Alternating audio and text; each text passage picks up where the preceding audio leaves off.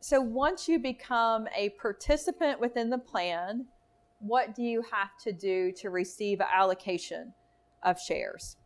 So initially, all that stock is held in what we call a suspense account. And that just means that initially we don't allocate it all up front to the employees. As Roger said, it's a retirement plan. And so we want this to be a long-term plan to give people incentive to stay with the company for a long period of time and to make sure that we have shares to offer to employees in the future too. So we're going to allocate those shares over a 30-year period, beginning with this contribution that we just made in March of 2017. So for any year that you work 1,000 hours during that calendar year, as long as you're employed on December 31st of that year, you're going to receive a contribution. It's automatic. You don't have to do anything to get it. You don't have to say, hey, Roger, I'd like to be a part of the plan this year. Count me in. No, you're automatically going to be enrolled as long as you meet the requirements.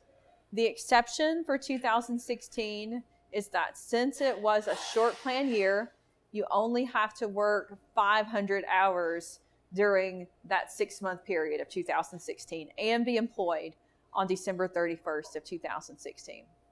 Now, the one exception to that is if you leave the company at normal retirement, which is age 65, or if you were to die or become permanently disabled, you would still receive a contribution that year, even if you were not employed on the last day of the plan year. Because we don't want to penalize anybody for retiring. That's what we're trying to get you to do, is to stay here until retirement.